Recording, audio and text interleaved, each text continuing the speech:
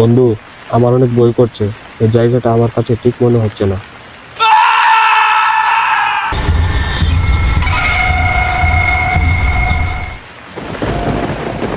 প্রচুর ঝড় বৃষ্টি হচ্ছে। রাজু আর রতন দুই বন্ধু যাচ্ছে বলাইপুর গ্রামে। সেখানে রতনের নানার বাড়ি। রতন তার পরিবার নিয়ে শহরে থাকে। আর রতনের সাথে এসেছে রতনের বন্ধু রাজু, রতনের নানার বাড়ি দেখার জন্য। রতন, আমার যে কি আনন্দ হচ্ছে! গ্রাম অঞ্চল আমার কাছে ভীষণ ভালো লাগে। এই রতন, তোর নানার বাড়িতে কি পুকুর আছে? হ্যাঁ রে ভাই, আছে তো। আর ওই পুকুরেই তো সবচেয়ে মজা।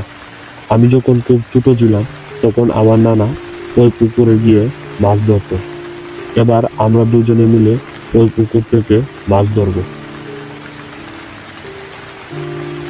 আচ্ছা, মনে থাকে যেন। আমার কিন্তু মাছ ধরতে ভীষণ ভালো লাগে।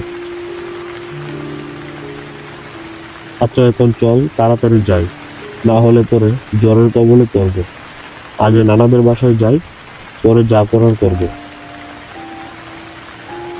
তারপর তারা দুই বন্ধু ঝড় বৃষ্টির মধ্য দিয়েই আরো তাড়াতাড়ি চলতে থাকে। প্রায় 1 ঘন্টা পর তারা দুজন রতনের নানার বাড়িতে এসে পৌঁছালো।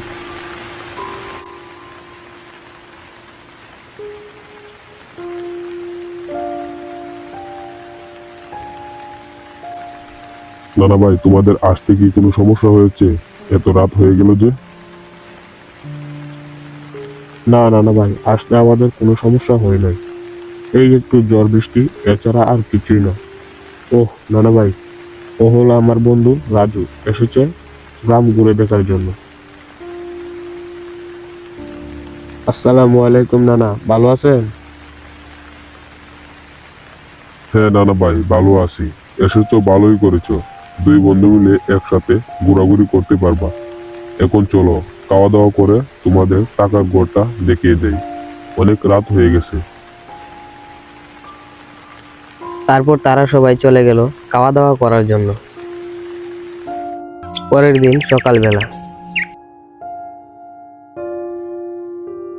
কিরে এই রতন, তুই না বলছিলি তোর নানাদের পুকুরে মাছ ধরতে যাবি?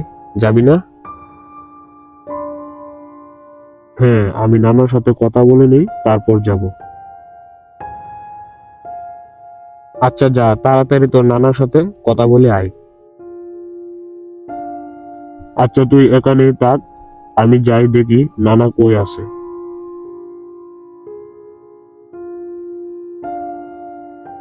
তারপর রতন তার নানার কাছে গেল।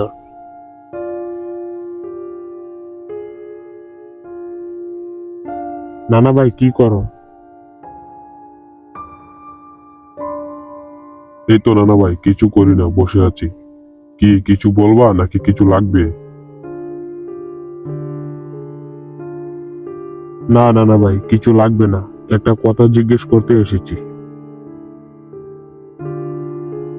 কি কথা নানা ভাই, বলো। নানা ভাই, তোমাদের যে একটা পুকুর ছিল, ওই পুকুরটা কি আছে? হ্যাঁ আছে তো। ওই পুকুর দিয়ে তুমি কি করবা? হঠাৎ করে ওই পুকুরের কথা জিজ্ঞেস করছো কেন? তোমরা কি পুকুরে গিয়েছিলে নাকি? না নানা ভাই, আমরা ওই পুকুরে যাইনি। তবে আমরা দুই বন্ধু মাছ ধরার জন্য চিন্তা ভাবনা করছি। তারপর রতনের নানা রতনের এই কথা শুনে ভয়ে হতভম্ব হয়ে যায় আর রতনকে বলে, না না নানা ভাই, ওই পুকুরে যাওয়ার কোনো দরকার নাই। ওই পুকুরটা ভালো না। সাবধান, তোমরা ওই পুকুরে যাবে না। আর দিনের অবস্থাও খুব একটা ভালো না। ঝড় বৃষ্টি হতে পারে। আচ্ছা নানা ভাই, আমরা যাব না, তুমি নিশ্চিন্তে থাকো। তারপর রতন তার নানাকে এরকম বই পেয়ে যেতে দেখে সে আর কিছু বলে না। সে সেখান থেকে চলে আসে। রতনের নানার কাছ থেকে ফিরে আসার পর রাজু রতনকে জিজ্ঞেস করে,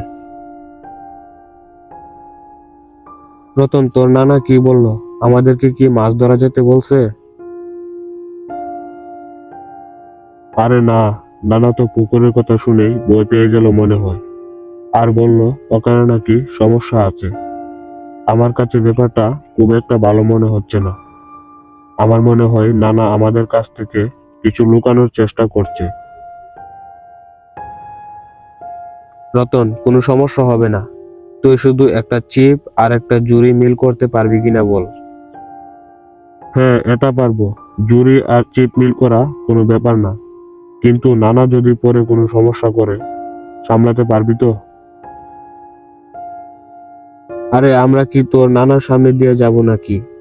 আমরা তো লুকিয়ে যাব সন্ধ্যাবেলায়। ততক্ষণে তুই চিপ আর জুড়ি মিল করে রাখ, ঠিক আছে?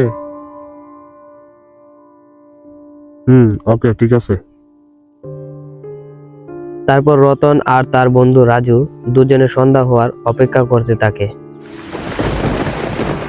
সন্ধ্যাবেলায় অজরের ঝড় বৃষ্টি শুরু হলো। বন্ধু, চল যাই মাছ ধরতে। এখনই সুযোগ না হলে ধরতে পারবো না। রাজুর কথা শুনে রতন বলে,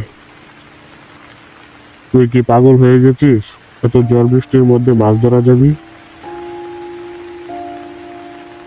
রতন, এখনই সুযোগ, আর না হলে পরে যেতে পারবো না। তোর নানা টের পেয়ে যাবে। এখনই চল। রাজুর কথা শুনে রতন রাজি হলো। বাইরে প্রচুর ঝড় বৃষ্টি হচ্ছে। রাজু, এত ঝড় বৃষ্টির মধ্যে মাছ ধরা যাওয়ার দরকার নাই। চল বাড়িতে ফিরে যাই। আরে না, চল, কিছু হবে না, আমি আসি তো। তারপর তারা চলে আসলো। চারিদিক অন্ধকার, নিস্তব্ধ পুকুর। কোথা থেকে যেন অদ্ভুত অদ্ভুত শব্দ ভেসে আসছে।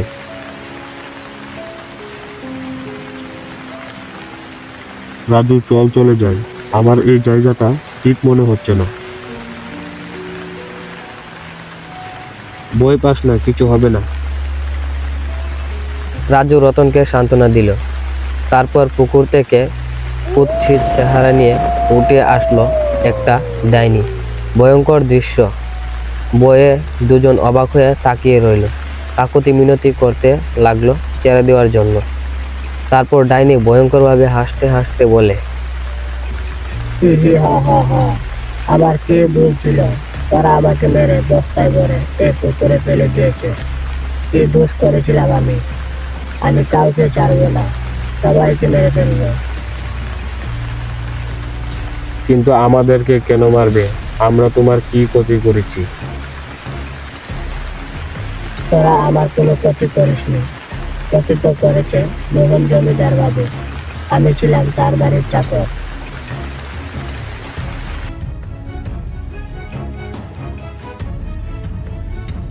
বাবু, আমাকে কখন বিয়ে করবেন? আমার পেটে তো আপনার বাচ্চা বড় হচ্ছে। আপনি তো কত আগে বলেছিলেন কিছুদিনের মধ্যে বিয়ে করবেন। এরকম চলতে থাকলে আমি মানুষের সামনে মুখ দেখাবো কি করে? আচ্ছা, তুই এখন যা, আমি দেখছি কি করা যায়।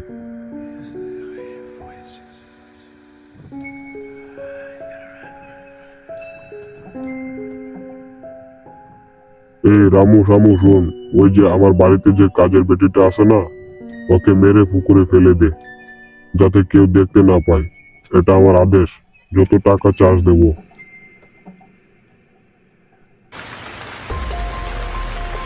তারপর ওরা আমাকে মেরে পুকুরের নিচে ফেলে দেয়। আর আমার মরা দেহ এখনো এই পুকুরের নিচে, তাই আমি মুক্তি পাইনি। তারপর রাজু আর রতন ডাইনির এই কথা শুনে ডাইনিকে বলে, আমাদেরকে ছেড়ে দাও, আমরা তোমার মুক্তির ব্যবস্থা করব। আচ্ছা, তোদেরকে ছেড়ে দিলাম, কথাটা মনে থাকে যেন। তারপর ডাইনি চলে যায়। আর ডাইনি চলে যাওয়ার পর রতনের নানা আসে।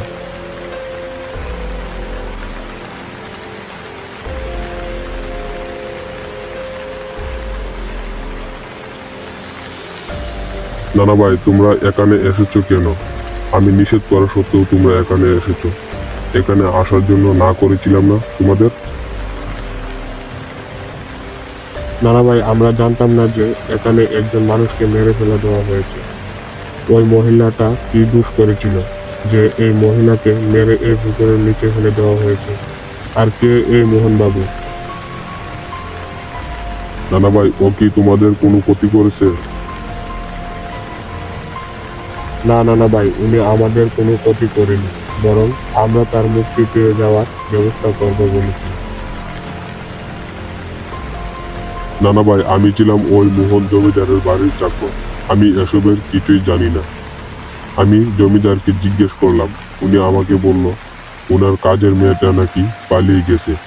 তারপর থেকে পুকুরের পাশ দিয়ে কেউ গেলে বলতে থাকে যে পুকুরে নাকি মাঝে মাঝে অদ্ভুত অদ্ভুত কান্নার শব্দ শোনা যায়, তাই কেউ এই পুকুরের পাশে আসে না। তারপর তারা তিনজন মিলে ওই মহিলার মুক্তির ব্যবস্থা করে।